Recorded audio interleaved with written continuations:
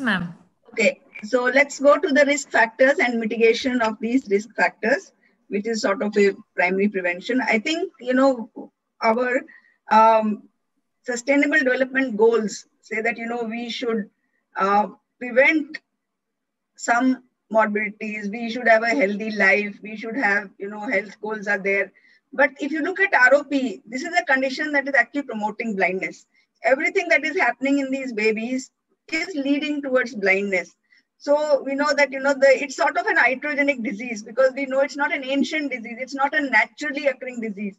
Preterm babies who are born at home for centuries, they didn't report any ROP. It was only when the first incubators were set up in 1941 in Boston Children's Hospital that in 1942 the first ROP were, detected. Of course, there have been other incubators which were there before Boston Children's Hospital set up, and there have been reports of ROP in those babies too, but this is the first documented case. So we have to know that, the smaller survivors will have highest risk, and the main risk factor is the suboptimal care, where the baby survives but gets very severe ROP. So ROP has a natural history, that it will start with the normal retina, then it will have dichotomously branching vessels, which is an immature retina, which is perfectly okay for their age.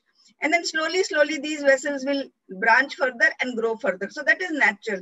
If ROP occurs and we don't treat it, then we know it goes into 4B or 5. But if we treat, then, it should resolve. So this should be the natural course. I get so many times phone calls that I have lasered the baby, it's not responding. Why it's not responding? Because we have not taken into account the systemic risk factors. Everybody should know that ROP is not a retinal disease. It's a systemic disease which affects the retina. And the first clue you get that something is wrong is when your treatment doesn't work or the disease doesn't follow what is expected to follow. But we should not wait for that. We should be preventive aspects should be taken care of right from the beginning. So it's the ideal condition to screen, and data has shown both from the West and from our country that if you give high quality care to the babies, then the amount of ROP becomes severely less, and also the severity of ROP reduces. The type of ROP you're dealing with, very fulminant ROPs, you don't see those. So if you look at NICUs of RP Center or PGI or even in our city, Fernandez and all, we hardly see any ROP. And if we see, it's a very mild type of ROP and very rarely we have to treat. So these are some of the things that we want to take care of. Antenatal steroids, sepsis control, oxygen control, weight gain of the baby, transfusion policy, of course, warmth and care, which helps the baby to grow both cognitively and so the kangaroo mother care is important. I think in a lot of this, nurses play a major role. So education of nurses, taking classes for nurses, explaining to them that whatever they do or don't do is going to have an effect. There's something called a bundle care. Bundle care means that don't keep on disturbing the baby for different things. Once the baby is there, somebody will go and feed, then somebody will change the diaper, then somebody will take a blood sample, then somebody will adjust the oxygen, then somebody will come and screen. No, there should be a single time where everything is done for the baby and let the baby sleep and rest. Don't keep on poking the baby for one thing or the other. That helps the baby to gain weight. So there's a warning here which I have put that you can get severe ROP in large for gestation age babies. So if baby is born to a diabetic mother or a hydrocephalus or some renal problem or intestinal distension, baby may be a large baby. It may be 3 kg baby, but if it's a 30-weeker, 32-weeker, what we call as large for gestation babies, they can get severe ROP and they get missed because of the false high weight. Does the mother's health affect the baby? So there are very few studies which have shown that any inflammation in mothers may be causing more ROP. Our study, which we did some time back, showed that children born to anemic mothers had a poorer vascularized retina at birth than those who were born to well-fed mothers. So I think the maternal care is very important. So if you know there's a high-risk mother, like an IVF mother or a mother with placenta previa, make sure that she is not anemic, she is gaining good weight. Then the baby will also have better weight at birth. So can we prevent premature births? Of course, we are having all these situations where actually the premature births have increased rather than decreased in spite of so much of science, scientific advance. Actually, the number of preterms has increased a lot because of assisted fertilization, early teenage and elderly primary pregnancies, poor maternal education level, poor nutrition, lack of access to care. So they go and deliver very early. And of course, there's something like close fetal monitoring. So people are very concerned, the obstetricians are concerned that they should not have a fetal death. So, if the baby is born, stillborn, or dies in utero, then their hospital will be burned down. So they are doing very close fetal monitoring, and at the earliest sign of distress, they will, deliver that baby. So they show a live baby, and then their problem is solved. Then it is the neonatologist headache. So yes, there is going to be close fetal monitoring. Fetal deaths are no longer accepted in societies unless, unlike my grandmother, she had 8 children, 3 died in birth. It was accepted. Today, it's not going to be accepted. So there is going to be a lot of prematurity, and we are not going to stop it. So antenatal steroids are very important. They are now a policy of the government of India. Already the National Health Mission has sent this dictum to all the states and all the obstetricians that all the high-risk pregnancies should take antenatal steroids, should be given parenteral antenatal steroids. Also, there is some evidence that, even the late preterms, those who are born after 34, 35 weeks can be given. And if the mother didn't come for antenatal care or she suddenly had a precipitate labor, then also just before delivery, one dose should be given. And this protects the lungs, protects the intraventricular hemorrhage, and also improves the ROP outcome. So data is there. Now, oxygen has been not talked about. Oxygen does not cause ROP, but oxygen worsens the ROP.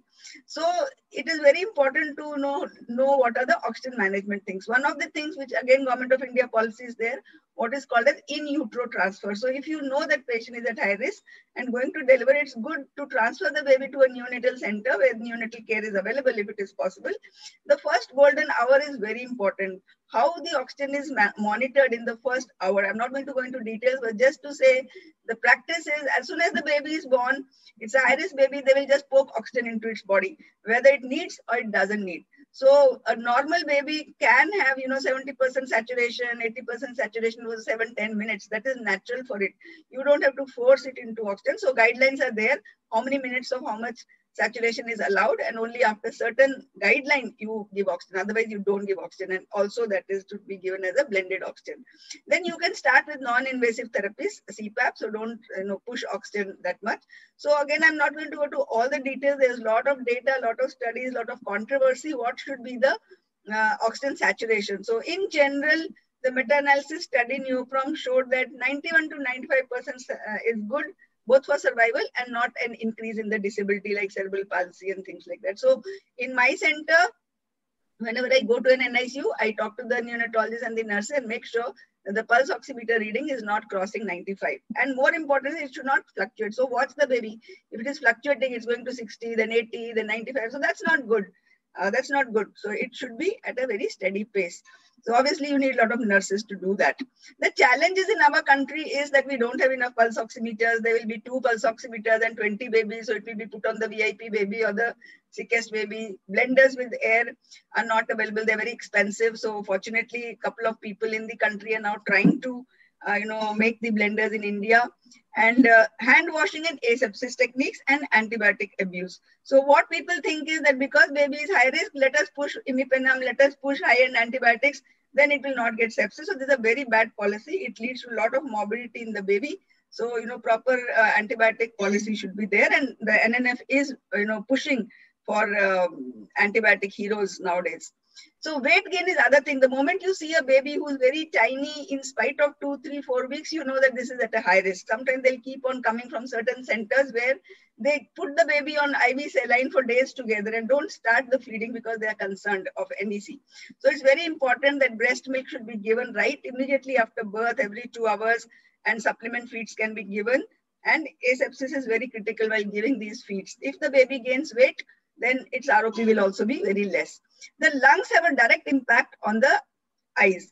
So it has been seen that, if the child gets frequent pneumonia or chronic lung disease or lungs are immature and child is getting into apneic spells, there's a lot of VEGF which is secreted by the lungs because the lungs need VEGF to get better.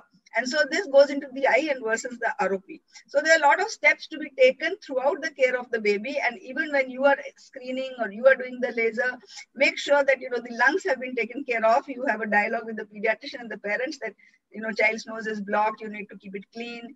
You need to make sure child is breathing well. Then anemia. So the blood transfusion, again, there has to be a blood transfusion policy in the NICU. So again, I'm not going to go into that. The NNF has given guidelines when to give. For our usage, we want that baby should not be anemic. Almost 80% of babies are anemic when they come to us for surgeries or they have APROP. So always get the hemogram checked. and the platelets checked and the RBC checked. So all of them have concern if, your treatment will not work if the baby is anemic because it is getting a hypoxic retina. So these factors should be corrected as per the guidelines as you are screening and treating these babies. So we give the treatment laser today, immediately same time we send for hemogram and say, get it checked and get it corrected. So to recapitulate, the maternal health and weight gain are the first, antenatal steroids. So these are both perinatal, antenatal factors. Then best practices during the delivery time, asepsis and bundle care, postnatal weight gain, the breast milk is very critical, oxygen management, lung therapy, anemia, judicious medications, especially antibiotics. And of course, if all this is not available, let's say the baby came from a bad center where things were not good, he was given heavy oxygen, nurses were not there, whatever. But a timely screening for ROP within 20 to 30 days of birth, we can still save these eyes. So I think as ophthalmologists, we should be aware of these factors. We should educate, have a dialogue, and keep on seeing that these factors are in order. Then our treatments are going to be very good.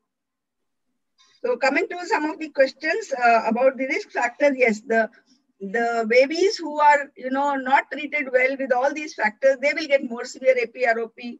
They will also get more severe, a lower gestational age. So the younger the baby, the more chance they will get APROP and the more chance that it will come much earlier. Although the earlier data, if you look at the CRYROP study, they said that ROP will occur later in tiny babies. But then they put an asterisk there, and this is an American Academy guideline, that they don't have sufficient babies in that group. Now, of course, we have sufficient babies in that group, and we are seeing, and even there are a couple of, editorials from the West that are we missing babies because we are seeing them late. So what is late? I think if you see stage 3+, it is late. We should have seen the baby when it was stage 2 without plus or with plus. That means, type 1 ROP and we have treated it very early. Then they won't get traction and psychiatric, changes and the macular scarring. So if we see APROP with new vessels already there or vitreous hemorrhage or pre-retinal hemorrhage, so it is late. So that means we have to see within 15 days, 20 days. So, we were seeing babies at 30 days, but then we were seeing APROP, very severe fulminant at 20 days. So we shifted, we said we'll see within 15 to 20 days. So that is very important.